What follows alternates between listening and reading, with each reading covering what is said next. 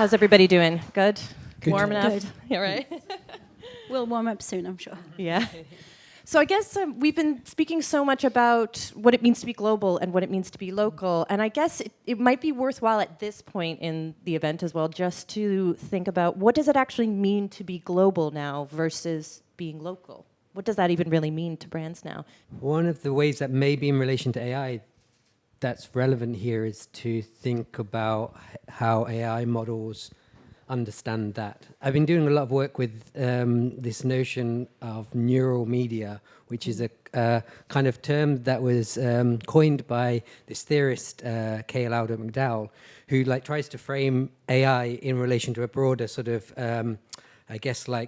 understanding, kind of media understanding. So their claim is that from around 2010, we've moved into this neural media era away from a kind of network media.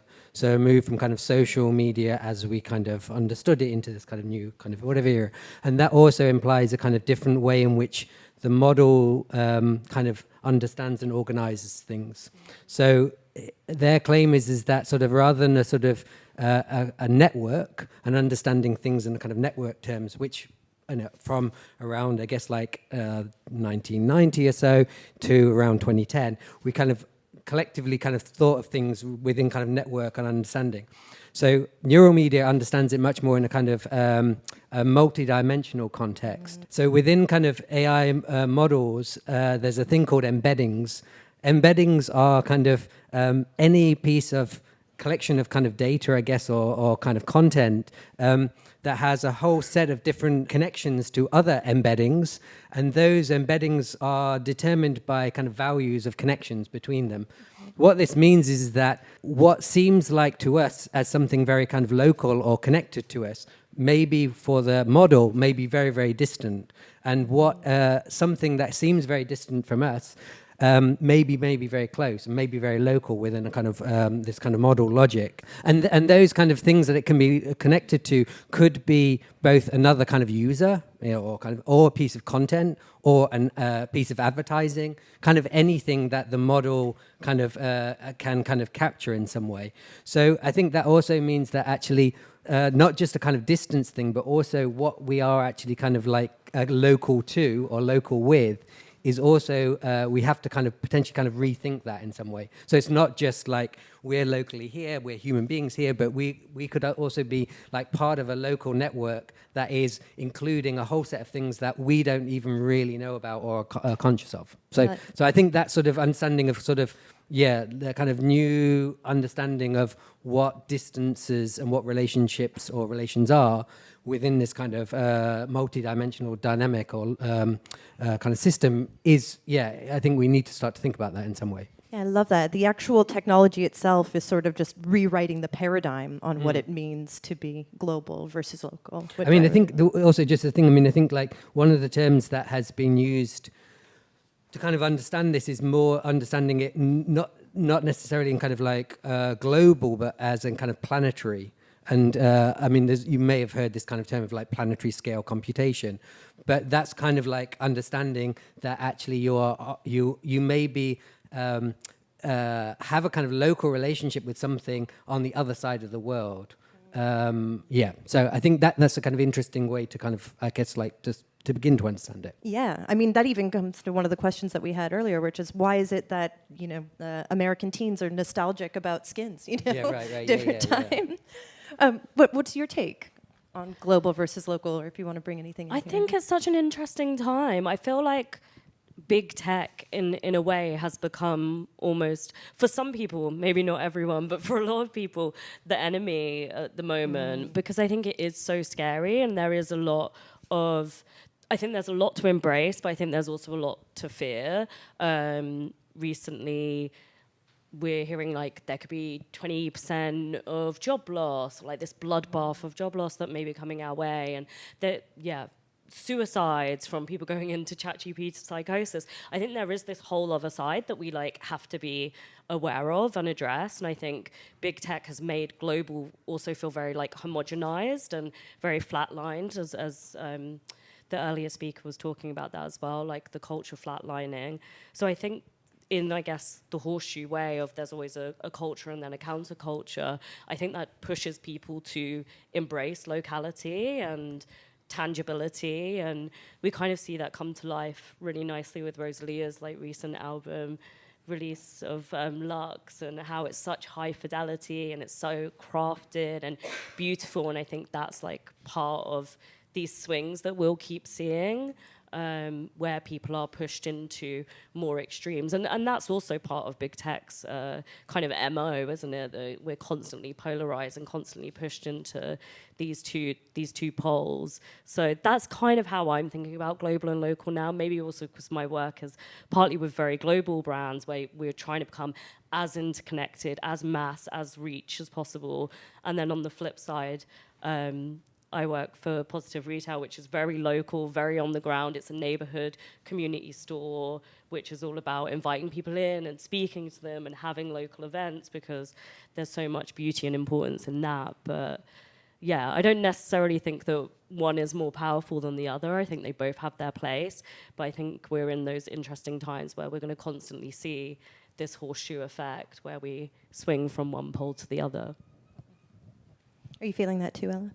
Yes, and what it means to be global and local for me, it's interesting because we are, I think, at the end of the globalization era that we've known from the noughties, the 2010s. Global for me, I think, used to be a lot of resonance and reach, when now I think it has to be more resonance. It is also, you needed to be everywhere at the same time. When now I think you need to be more in touch, and the omni-channel paradigm is changing. I think also it was a lot about creating attention and reaching that attention, when now I think we need to be more intentional.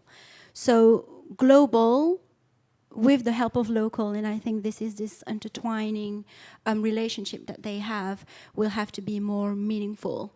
And the scaling of the messages will have to be the scaling of intention and meaning. So yeah, global and local being redefined at the moment like this. I think one thing that you're all saying is that there's this sort of flattening happening here, both on the kind of surface and then even at the like the very structural level, this sort of flattening of global and local.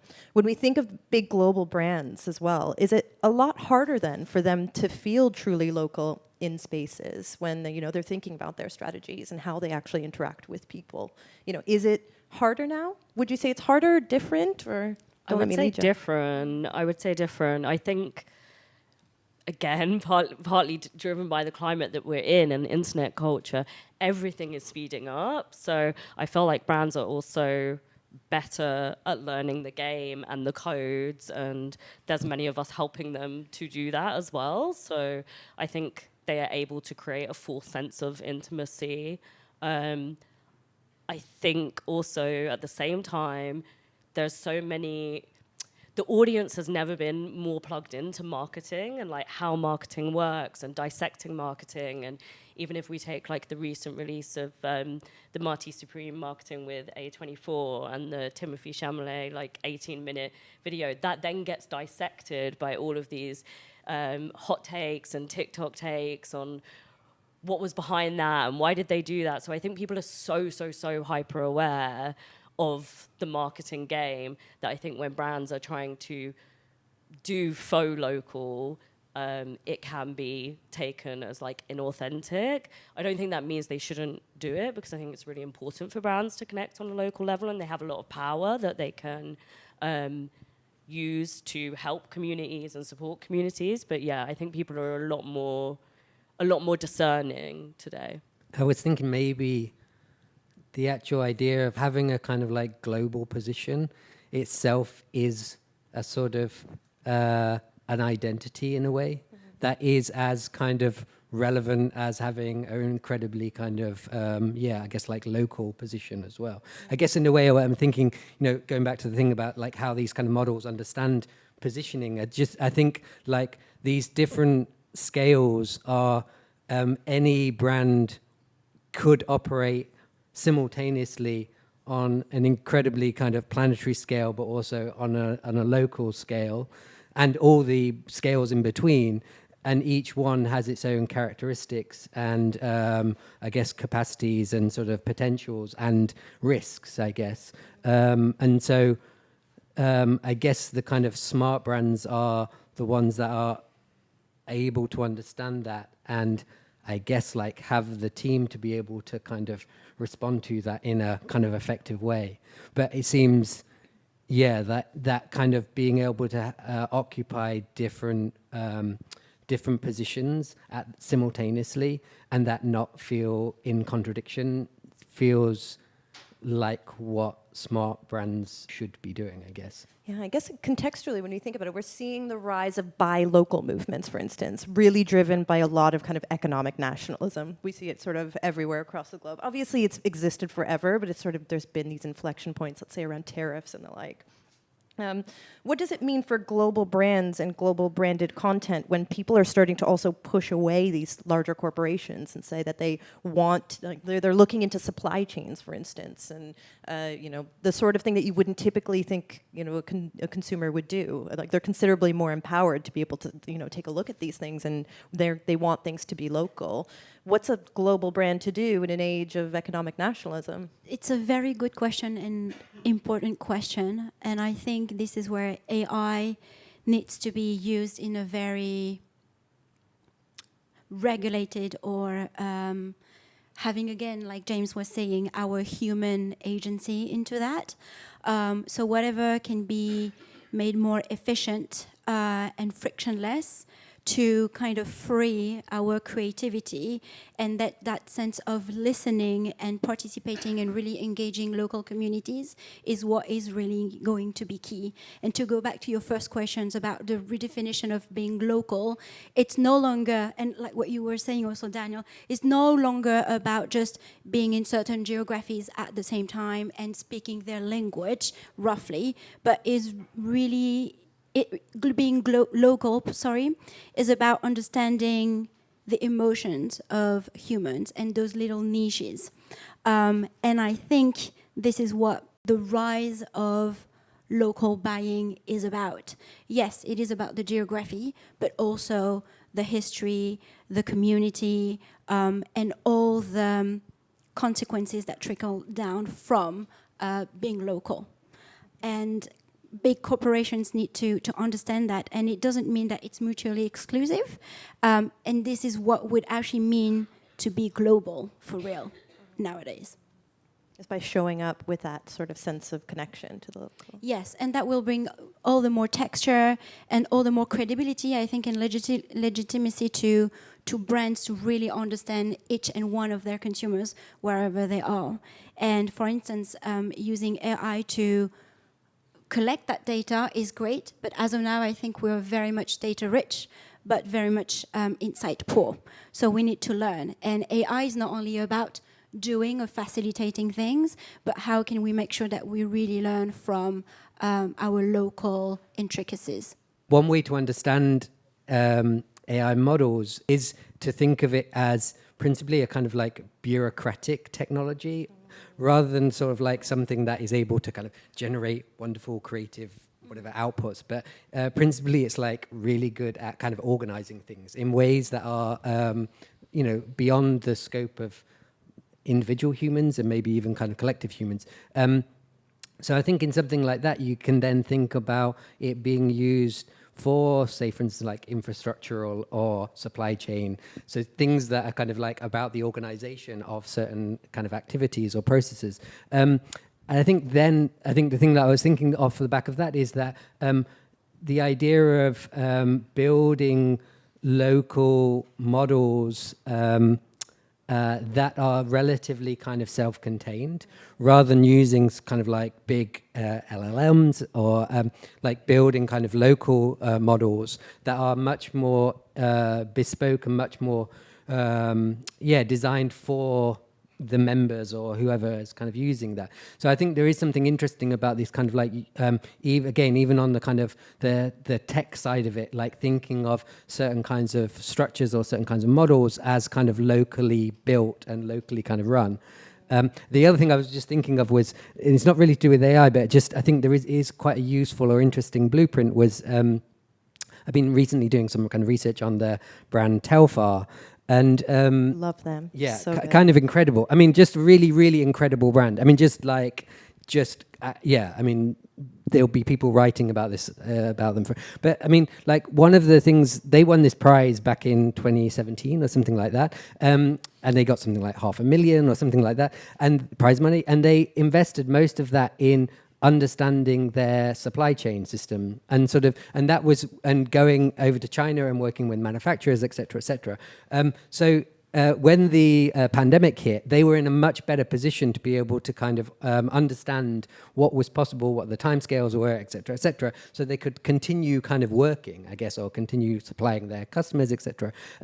I think, but at the same time, so they have this incredibly kind of like incredible understanding of the kind of global systems, but at the same time, they're so embedded in kind of New York, and they present themselves, and they genuinely, you know, like are part of the city. So I think that's a kind of really interesting model in terms of how to kind of operate and understanding things like infrastructure as a fundamental part of the kind of creative operation. And I think increasingly with kind of using AI or embedding AI in systems, like, you know, creatives will have to think about that in those terms.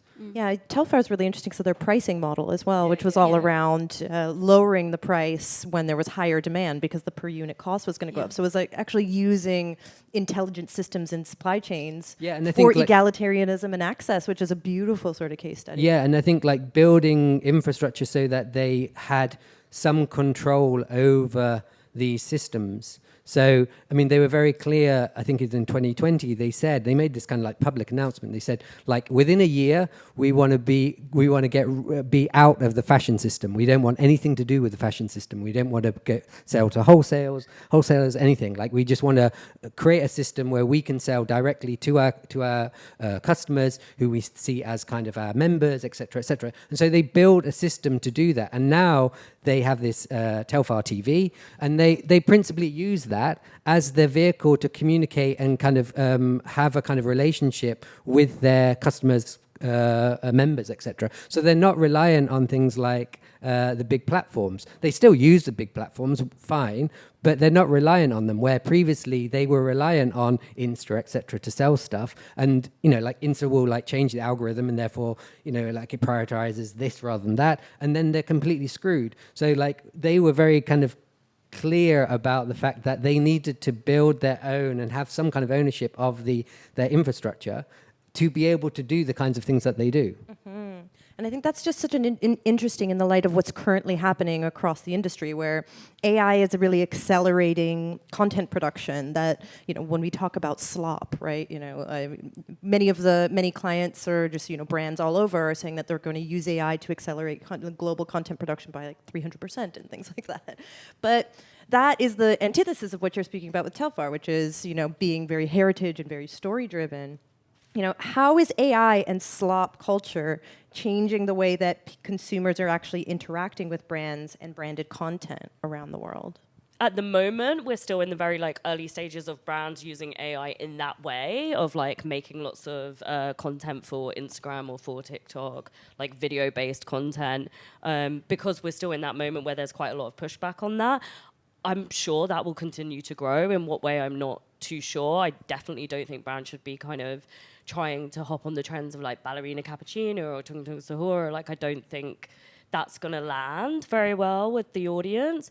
But ultimately, I think most of the time for brands and for people, we're willing to let go of a lot of our values for convenience. And I think that's something that we'll naturally just start seeing bed in.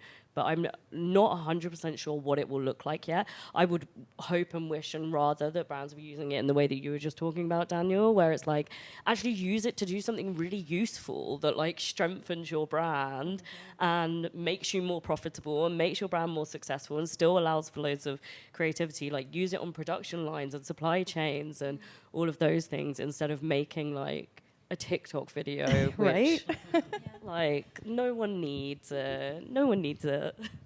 Yeah, I agree with you. I think at this point brands are still experimenting, And also because it's new to the human species, just to see how we react to that. And whether you are in contact with AI every day, like us professionals, or you work in that field, to actually our consumers, I really wonder if I actually think our eye as humans is trained to recognize what is fake. And for now, because even if these deep fake are really well done, there's still something that is sticky, and as human beings, from a reptilian point of view, we can still grasp and differentiate to get learnings into how we react, and then hopefully realign with human and humanity and humanness values to say, okay, we tested, but we're not going to pay with the prices of the cost of our values,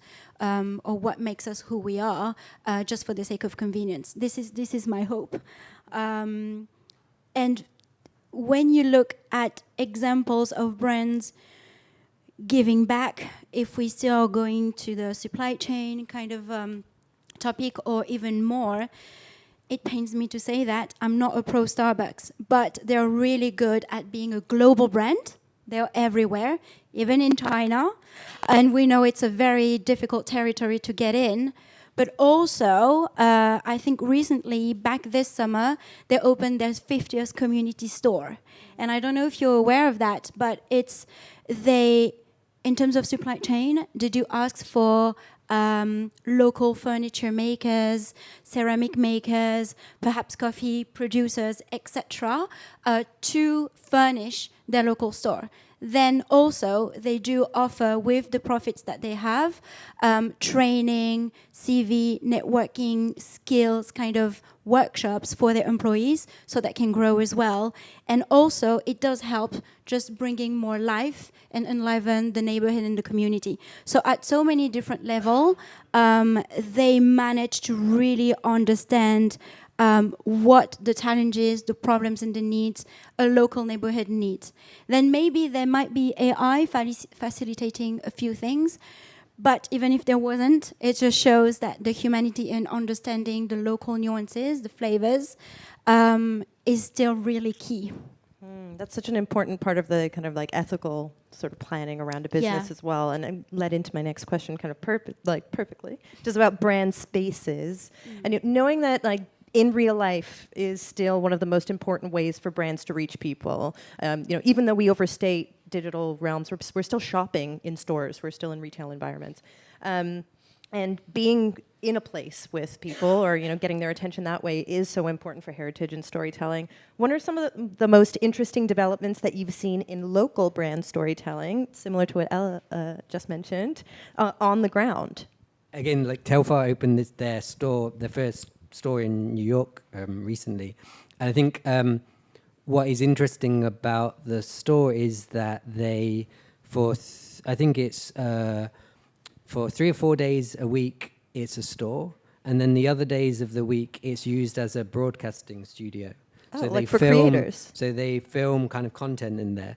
So I think it is, and all of they're super, and so they also have this program, like series on the channel called New Models, where they are like recruiting kind of staff and whatever, and it's this whole kind of like performance thing, whatever. It's kind of amazing, like whatever. But I think for me that is a really interesting. That's an interesting, again, like model of like how you could use something like a store or some kind of space for these kind of multi-functional purposes. Thinking that, something like, certainly like within a fashion context, like, I think like fashion brands are principally like media platforms, right? So they sort of have to operate under those terms. And so like to think of a store as being not principally around just selling stuff. You can buy stuff or sell stuff there, but it's principally a kind of space to kind of activity, or like to produce content or produce whatever. And I think like, recognizing that it's like using several days of the week as a kind of broadcasting studio is kind of amazing. Maybe slightly less active of an example, but Gentle Monster's store in Seoul is like incredible. They with each release that they do, they kind of like reskin their socials, the store space, and it's super imaginative and like fantasy led. So there was it was a little while ago now, but Jenny from Blackpink did a partnership with them, and they had like these flying capybaras, and there was a huge unicorn, and their seeding and gifting packs came in a unicorn that you opened up, and it had all the glasses in. So I just think they like lean into that fantasy space really well. And if you're not going to go down like a bit more of a cultural community route, I think there's something quite like beautiful in just like leaning into pure like expression and play and giving people something that they can't really have in the everyday, like, yeah, just pure imagination and dreams. I have a few more examples, whether RL or URL. So for physical retail spaces, not new, but I'm sure you're all familiar with the Samsung center in King's Cross. And kind of taking the example from their different HQs in South Korea, it's not to buy anything, it's not to purchase. The staff is not even allowed to say, oh, we actually sell this for the price of. You're just here to touch, to test, to just even sit and have a coffee and just be immersed in the world. So that's one of them. But also to digital brands such as TikTok or Snapchat and all these kind of social media spaces, media platforms or brands are creating more and more events in real life. So that says a lot about people wanting to go back into a community feel, relationship, social, and really engaging. And then I had another one actually that is more going back to digital space and physical space as well. I think it was this summer, McDonald's, which lead us back to local being an emotion or a community. Let's say you take a niche such as anime or K-pop, or even on TikTok, clean talk, book talk, these kind of things. Basically, McDonald's understood that in Los Angeles, and globally, there's a huge anime community and this whole fandom. And for rights concerns, the mangas are not allowed to draw the McDonald's, the arches. So they reversed it and made it W. So because they really made their research about what it means to be locally in terms of emotions and this fandom engagement, they created a campaign and then a pop-up store in LA with only a few reservations a day. So they create FOMO, but also this vibrancy and this engagement, this exclusivity. And then on their packaging, for instance, they recreated with the authors of different famous animes, very specific and limited editions manga stories. And then they would also iterate that and echo that across all of their digital spaces. And I think that was a good understanding of how local can be redefined, or how local has different meanings now. Someone like Blackpink, I think, are like a really good model for this kind of global and local thing. Absolutely. Like just in terms of like, you know, like you think of Blackpink and they are this global thing, entity, you know, but then they are obviously also physical people, made up of physical people who like travel the world to very specific places that have their own kind of community and fan base. So I think something like, I mean, I think like K-pop is probably like a really, I mean, they're amazing in terms of like how it understands the world and whatever. But I think like something like Blackpink, I think is an interesting like model for, like how do you deal with this? Simultaneously kind of having a kind of global perspective or kind of scale, and also sort of operating on a kind of local level as well. Like I heard like the other week, Jenny released like her own font. Kind of amazing. Yeah, it's kind of Like, random. you know, It's it's such a just- machine, isn't it? I know, and Such it's a just like, machine. you know, like this, like, I don't know. So for me, that's like kind of an amazing thing, you know, like that someone on that scale can also, I mean, I'm sure she wasn't the font designer, whatever, but I mean, just like, okay, she just decides that she wants to produce a font and then she produces it. It's kind of amazing. I think even just thinking about all the retail examples we've just spoken about and all the sort of like joy that we're getting in Gentle Monster or Telfar or McDonald's or Starbucks and all these different sort of places. I think what you're all speaking about is this, not just a feeling, but this sort of like the experience itself as being something that's sort of like highly intangible, and instead kind of creating this jouissance, this sort of new experience. But where is AI in all of this? Like, is there a role for AI in these retail spaces that we think are meaningful? Because it's very easy to speak about AI in terms of content production and how it's going to accelerate creativity, but everything that we've spoken about is sort of, there's no AI in any of that, in these sort of like retail moments of pure joy. Where do we see AI starting to have a meaningful impact here? There was actually with Gentle Monster when they did the Tekken collaboration, I think it was in store as well as online, that you could go in and take a picture and then it would kind of like put you into the campaign. Whether you sort of consider that to even be AI technology or something else, but I think when it's used in that like hyper personalized way of like something a bit fun and playful, like maybe there's spaces within that of like within a retail experience it's built in so that you can be in the campaign or that you can feature in some way, or you can go on a choose your own adventure style journey. Maybe something like that would be interesting. One way to maybe think about it would be not necessarily in sort of producing, like I guess like visual outcomes or whatever piece of content, but more in, again, the sort of like facilitating the unique kind of relationships or unique kind of connections or groups. I was thinking of the Venice Architectural Biennale this year, the architectural studio Sub, who do all the amazing work for Balenciaga and a whole set of other people, but and set designs for. They designed this, I guess, like a guide of the Biennale, but it was.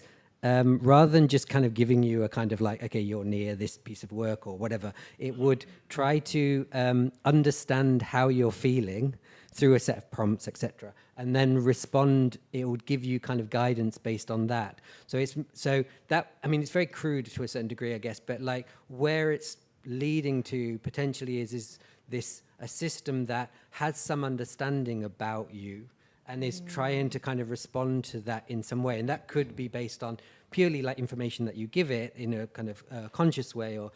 But I mean, I guess once you then connect that with, say, like wearable tech, which is another aspect of this, which is kind of like increasingly technologies are being able to monitor your biological activities or and then kind of respond to that in a particular way. I mean, I could see things, in the future, very near future, where things are like suggesting things based on your biometric readings and kind of suggesting, oh, maybe you should go to have a coffee right now, or you need to go and do this, and then suggest things accordingly. So I think that maybe that would be one area that I think is interesting, obviously problematic in a lot of ways, but kind of interesting in terms of like what a kind of experience would be. And so that way it would not be sort of like it producing like visual material as such, but more like shaping your kind of experience in a particular way. Yeah. For me, it's not supposed to be consumer facing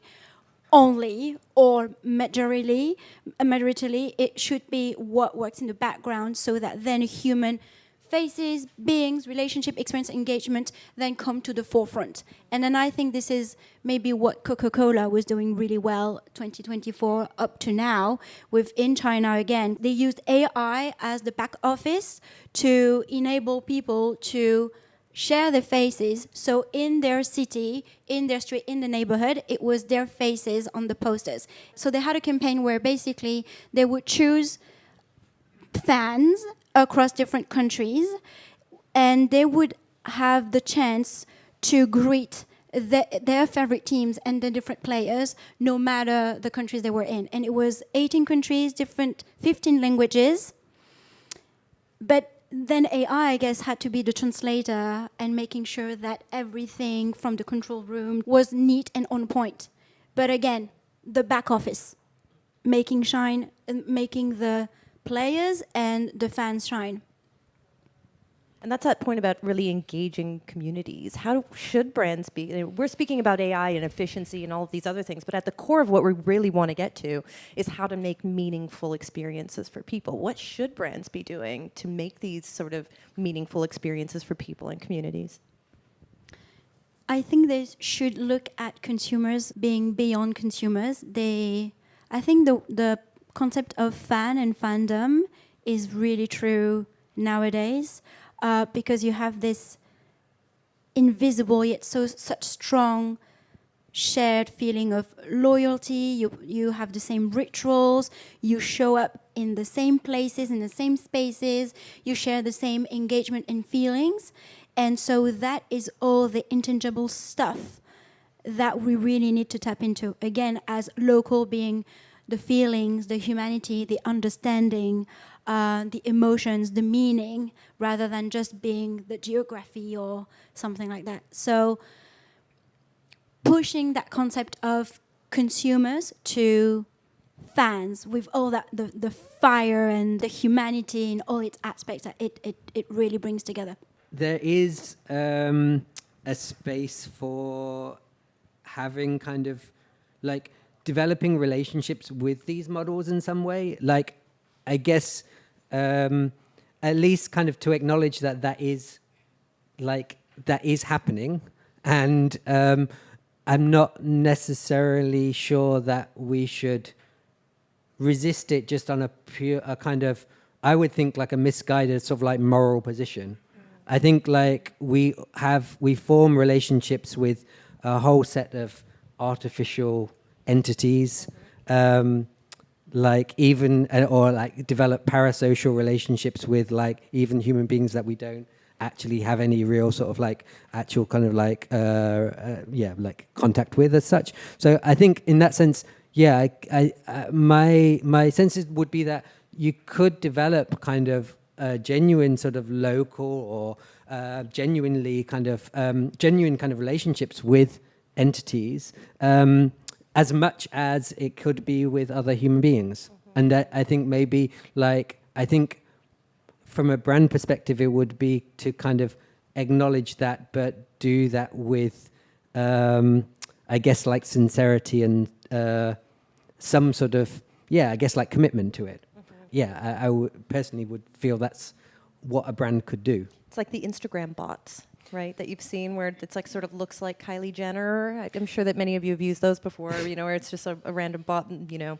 You can actually speak to them, but they're trying to get people used to speaking on social media again. So to those like, parasocial relationships, there are experiences that they're trying to kind of generate in these spaces. And I have got lots of friends who like have, say like relationships with their AI friends or whatever they would call it, or therapists or whatever.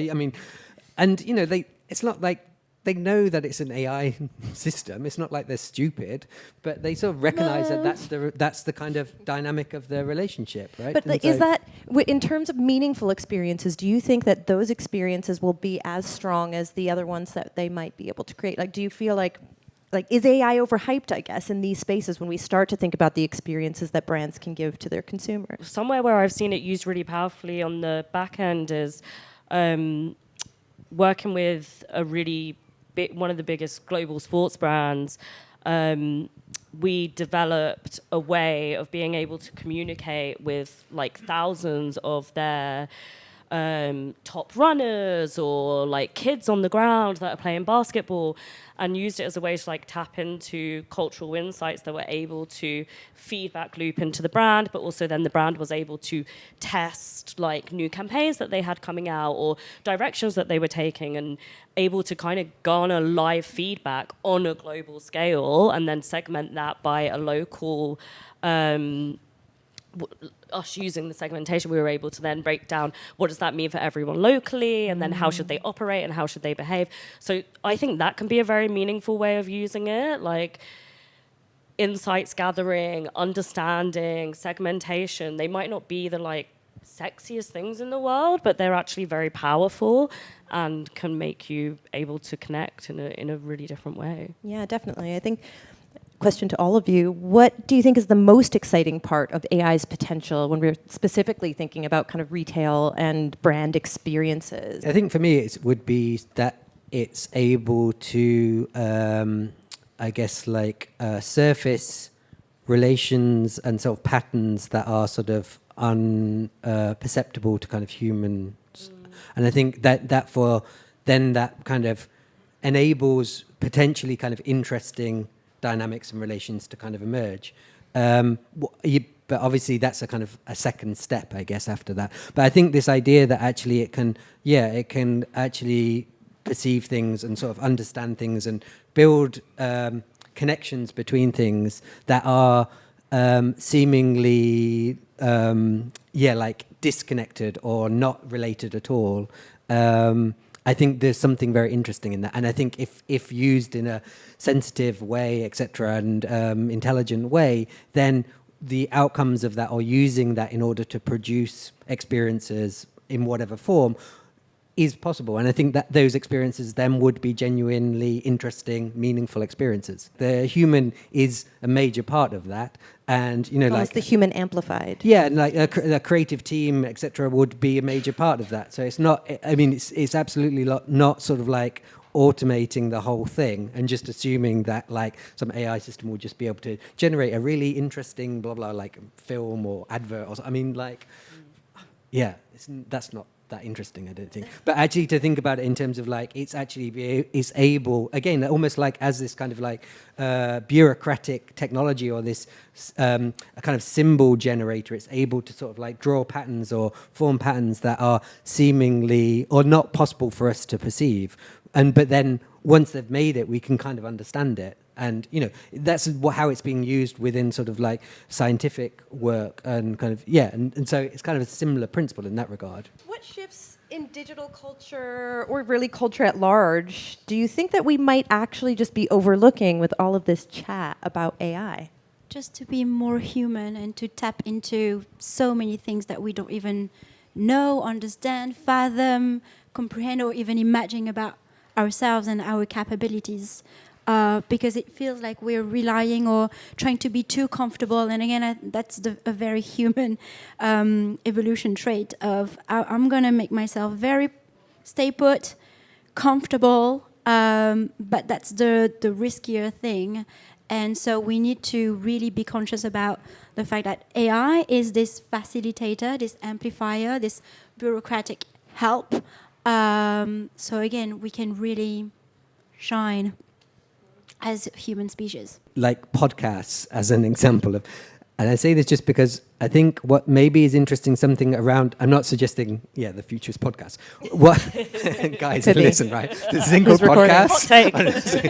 No, but what is interesting about it is that I think one of the reasons why they are so popular, and they're increasingly seemingly popular, is that they provide a kind of form of, I guess, like companionship and kind of like shared meaning in some way. And so I think, like that's something maybe that can be overlooked especially in the kind of AI hype, is these things like forms or formats that facilitate things like companionship, and that could also doesn't necessarily have to be in a physical space.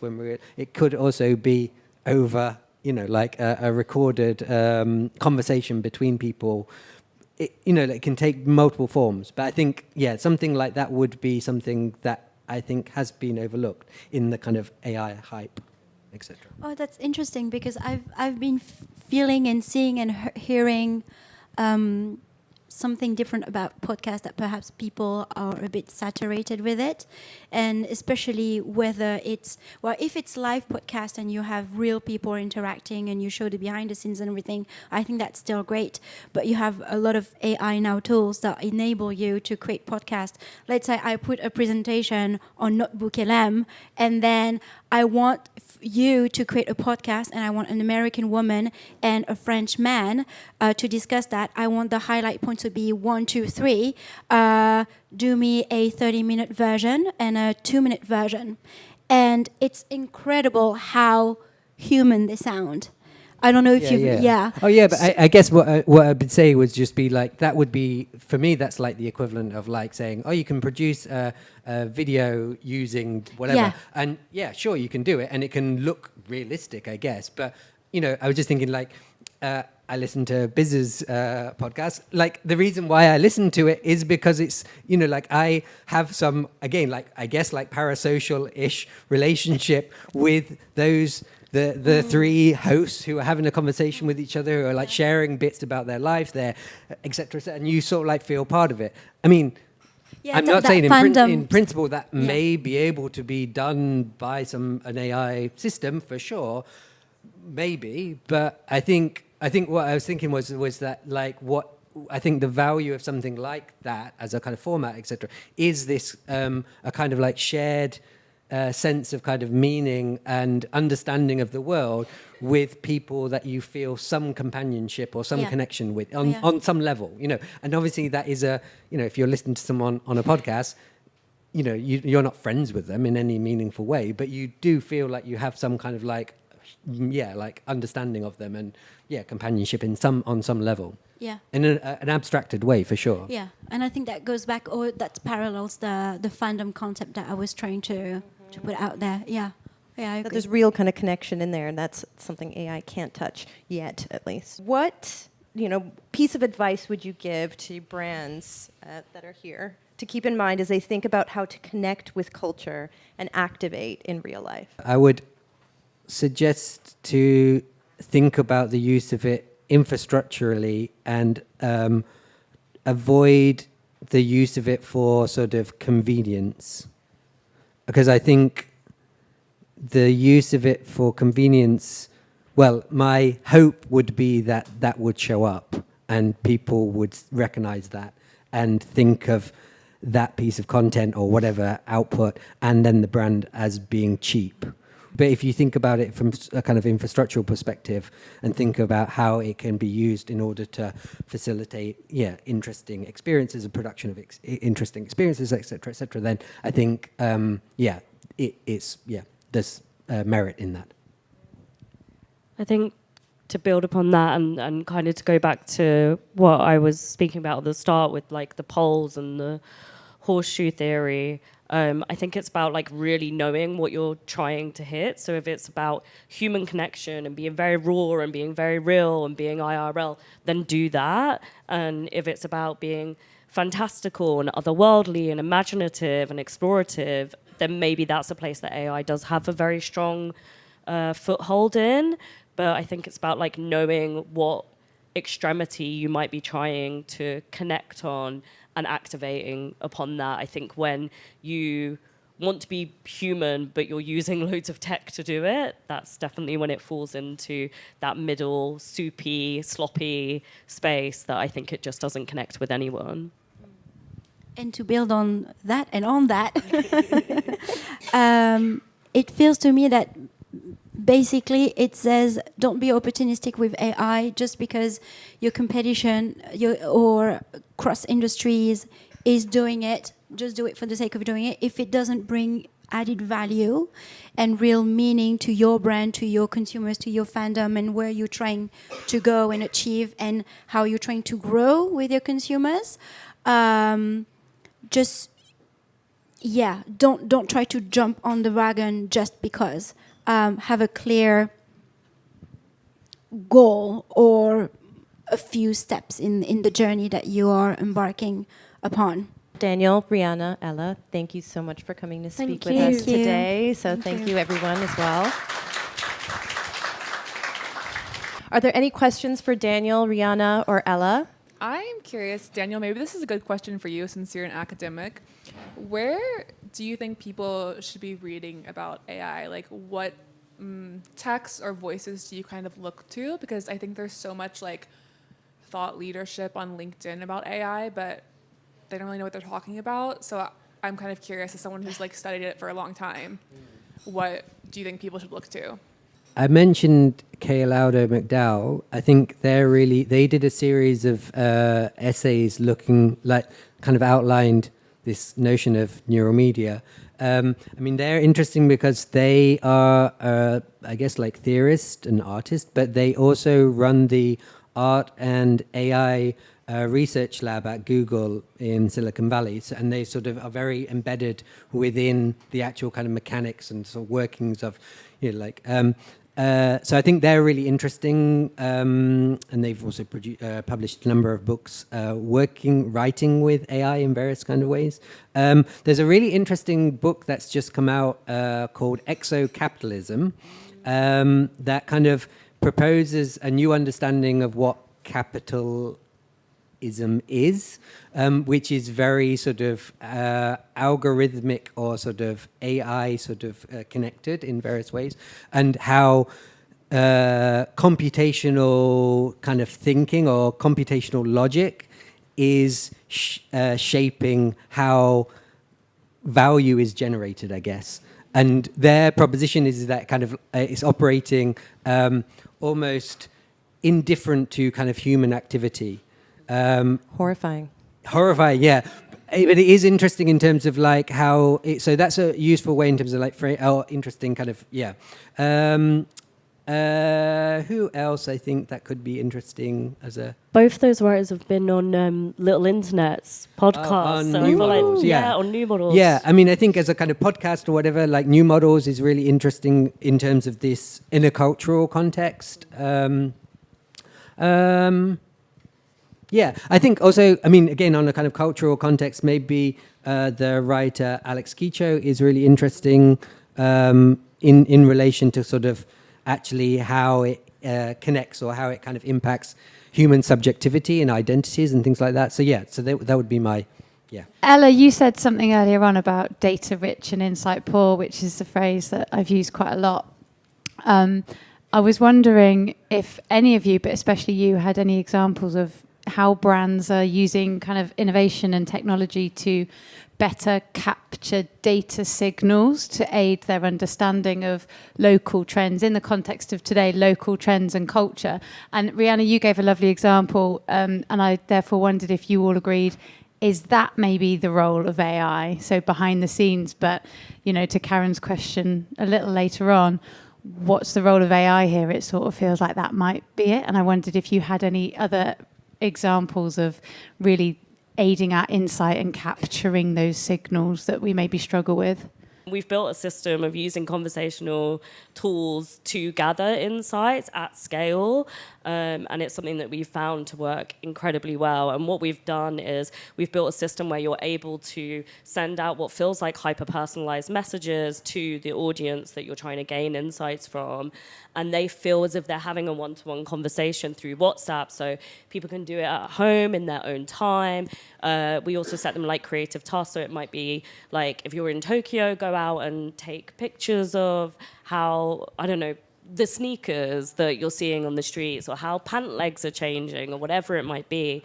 And then we collect all of that and distill it and synthesize it and understand it, not in the pursuit of speeding up a trend cycle even further, but in pursuit of trying to really allow brands to do the things that are going to make the biggest impact and help change and shape culture in the way that people actually want. So, yeah, I think it's a really interesting, an interesting change in the insight space, which has felt very stale for a very long time, and something that we found particularly like really connects with early adopters that certainly don't want to go on like an online forum or write a diary. They're on their phones. They're just out on the street and they can send back voice notes and all of this. So yeah, I'm biased, but I think it's a really amazing way of gathering insights at scale. So trying to answer your question about data rich but insight poor, is it you have a team of people then completely deciphering, decoding, re-encoding? So it's not yet very... It's not like so pure... there you go. Very human in the loop, Yes. driven by humans. We like are kind of orchestrating everything in the background and then reading everything, distilling it. And I think you have media agencies, but also brands trying to create their own proprietary AI that would, do all the work. But we're still far from that. Despite all the redundancies, and then calling on freelancers, oh, by the way, can you do that? It's still very human heavy and human driven in terms of deciphering all these insights for now. Yeah, I mean, Yeah, the from what data I see. itself also, it really depends on the context of the data, because there was a really interesting study that was just done across Harvard and Yale and Bard, I believe, where they created digital twins of hundreds of people. It was all over the news just recently, because they're really trying to create these sort of synthetic, AI research subjects that they could use instead of having to go out and actually speak to people. I know, sounds kind of grim, right? That's the point. That's what they're trying. I know. Me too. By the way, we do have an AI tool, but we're not doing that. The digital twins just were not human because there's something missing in the data. There is sort of their AI versions and the digital twins were more rational, were more compassionate when asked about compassionate causes. Like the irrationality of human behavior is very difficult to actually capture and in a sort of data format. They're sort of the things that spill over the edges of humanity that we sort of can't yet capture, that we may be able to observe if we're saying, hey, why are all these pant legs looking like that in Tokyo, like you mentioned? So I think it's really, really interesting to think about. There's still so much that we don't know and still so much at that bleeding edge that will sit outside of AI, but that we, I guess, just need to keep fighting to get there somehow. I feel like now with like ChatGPT updates, it's also where it's starting to like learn your behaviors and your personality. It's constantly like saying back to me, "Oh, like this is you," and I'm like, "You don't know me." Yeah, I get that too. It's like And it gets it wrong a lot. Oh, like, it kind of it clearly is telling me an answer that it thinks that I want, because that's the pieces of the puzzle of me it's put together. And I'm like, no, I actually wanted something totally different. So yeah, it's limited, I guess. I was just going to say, I think that may be also like a really, like creatively, I think that will be a really interesting space or like tension between these systems that can sort of make very like predictions about your behavior or your wants or needs or whatever, and the kind of at points that being correct and that being kind of unsettling to some degree, and then also these points where it gets it wrong, and also our resistance to being fully predictable, and sort of what that actually produces. I guess like the irrationality, like I can perceive a sort of point where irrationality itself becomes like almost like a sort of commodity or something that is valued in some way. And like, so what kind of behavior would that facilitate? I really don't know what that would be, but I mean, it could be interesting, it could be horrific, right? Yeah, that could be the next counterculture, anti-clankerism. Yeah, right? yeah. Where there's a counterculture of trying not to be predicted by AI. Yeah. And so Spelling mistake. True, yeah, absolutely. Almost like Yeah. indication a human actually wrote it. Yeah, We're so I think that is an interesting, like interesting tension about this kind of like, about sort of a system understanding you and actually in that being correct, and you going like, oh fuck, like am I as predictable as the system thinks I am, etc., and then like trying to respond to that and sort of like having some kind of resistance. I think this is interesting as a space. Fantastic question, and to be continued, because I feel like it's very hard to answer as well. Daniel, Rihanna, Ella, thank you so much and for your time.